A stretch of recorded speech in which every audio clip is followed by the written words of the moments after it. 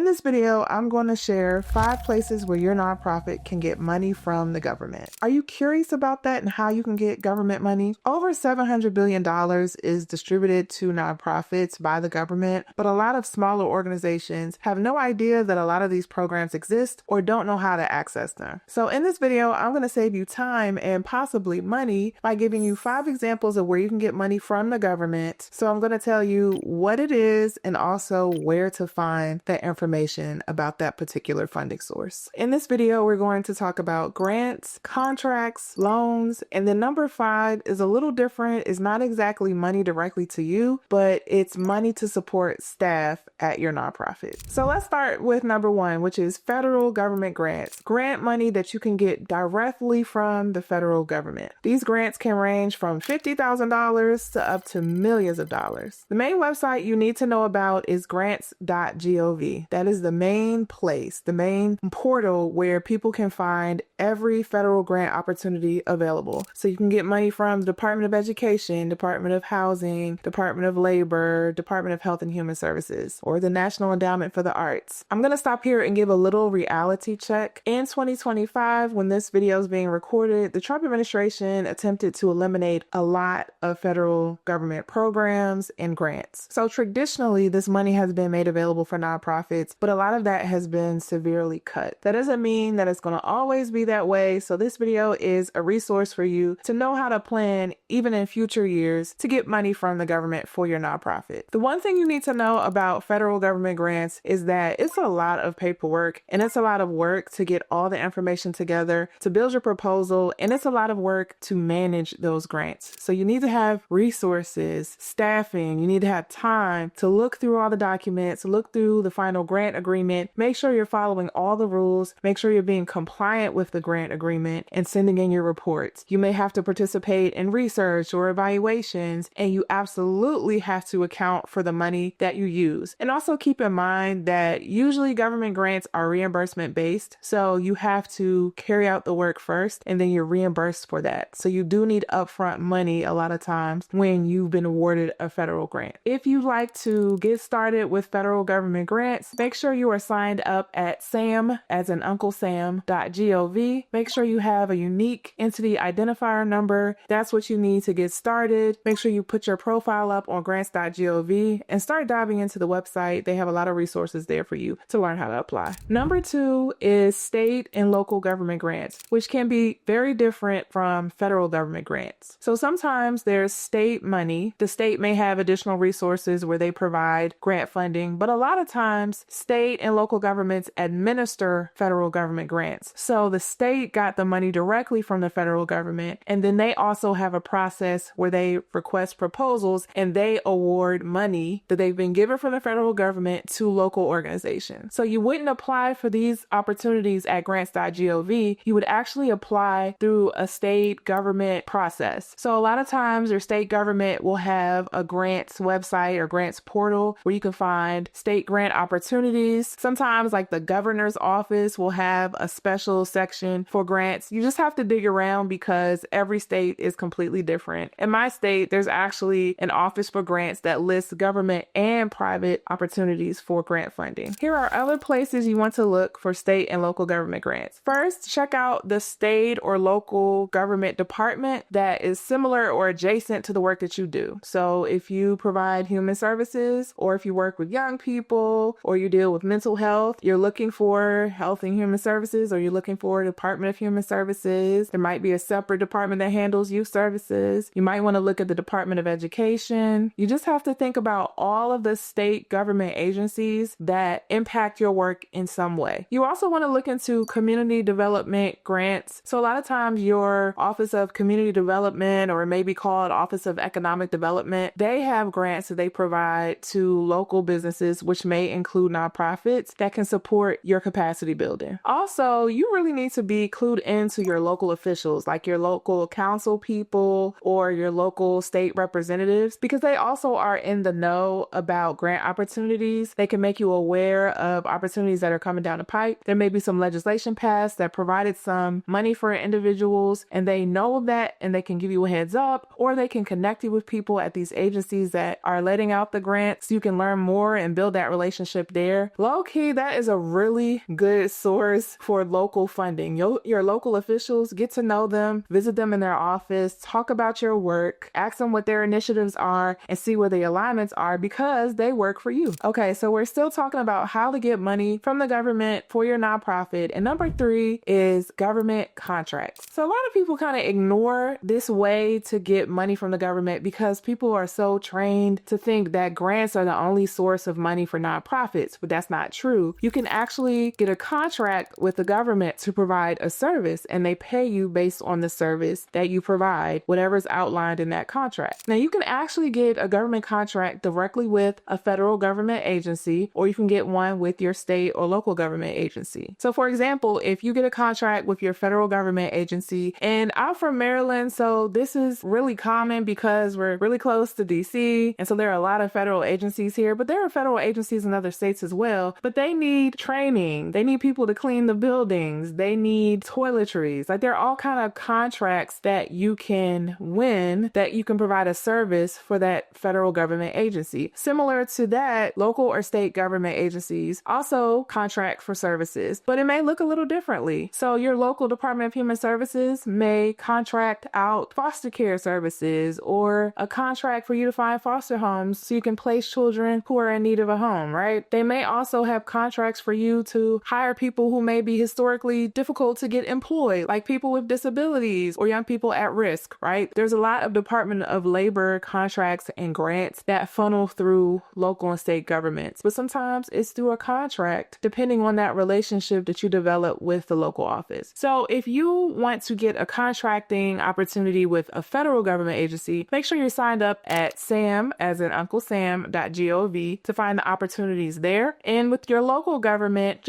this is what I try to do. I Google the state name and procurement opportunities. I literally put that in Google, and usually a website comes up which the state uses to list all their opportunities for contracting. It's really important for you to get to know people who work in the contracting offices of the agencies you want to get contracts with, get to know their processes, ask questions, and if they know you well and have a relationship with you, they may also send work your way, or at least they may also give you a heads up about opportunities coming down the pipe. Okay, let's do number 4, which a lot of people don't think about, which is government loans. Now, this one is a little tricky because not all nonprofits are eligible for loans directly from the government. So for example, the Small Business Administration typically gives loans to small businesses, and that could be in the startup phase, it could be to help grow or to scale, right? But a lot of times they limit that to actual for-profit businesses. But there are some opportunities from the Small Business Administration to give loans to nonprofits. One particular kind of nonprofit is a nonprofit daycare. The Small Business Administration provides microloans, sometimes as small as $13,000, to help set up nonprofit daycare centers. These microloans are typically up to $50,000, and again, they're only for specific types of nonprofits. Occasionally, the Small Business Administration may extend loans to nonprofits, for example, if there's a disaster. So during the COVID-19 pandemic, there was a lot of flurry. There was a new loan product available for organizations, and Congress actually extended it to nonprofits. So the EIDL loans were made available to nonprofits and for-profits, and they were low interest loans that were given out to nonprofits to help maintain their services during the COVID-19 pandemic. And a lot of those loans were actually forgiven. But those are special situations. Under normal situations, your state government may provide loans to nonprofits. So again, check out your economic development corporation in your area or the community development office that's tied to your local or state government, because they may offer loan products that you're eligible for. But again, it may be based on where you are in your process or the type of services that your nonprofit provides. Community Development Financial Institutions, or CFDIs, are lenders that provide loan products to businesses that don't typically get access to funding. A lot of those CDFIs are funded by the federal government, but they often mix other public and private sources of income to be able to provide loan products to local organizations. There are over 1,400 certified CDFIs across the country, and a lot of times their terms are a lot more flexible and it's easier to get that money because the loan process, especially through the Small Business Administration, can be long and arduous. If you're looking for a local CDFI, then check out the CDFI Fund fund awardee searchable database. You should see this database on the screen, and I'm going to also link it in the comments. You can search by state and see what organizations provide loans in your area. Okay, I hope you've learned a lot so far, and we're finally at number 5, which isn't direct money for your nonprofit, but it's an incredible resource, which is staff. AmeriCorps Vista. This program provides staff for up to 10 to 12 months in your nonprofit, and in exchange, the federal government provides for their lodging, they get a small stipend, and they get experience by working with local organizations. These are people who can work full-time in your nonprofit. There have been over 140,000 people who have served in the AmeriCorps Vista program. Now, I'm going to do another reality check right here. In early 2025, the Trump administration attempted to completely gut this program and gut this office. There were some lawsuits which restored some funding, but that caused some interruption in services. So it may be a little difficult to get started with this program. You may have to wait a little while for it to get its bearing and for its funding to be restored, but it's still available and the website is still up, thankfully. If you want to get started with this program, you need to apply to be a host site. Go to my.americorps.gov to get started, but you can also check in with other organizations like your local initiative support corporation, so LISC. They provide a lot of resources locally. You can try with the One Star Foundation to see if you can apply to be a host with their program. It's a great resource, and I actually provided support for a nonprofit that used AmeriCorps staff, and they were vital to the functioning of the organization. So to recap, we talked about 5 places to get money from the government. We talked about federal government grants, state and local government grants. We talked about government contracts. We talked about loans. And then finally, we talked about the AmeriCorps Vista program. So which one are you going to explore first? If you have questions about any of those, drop them in the comments below so we can learn from each other. And remember,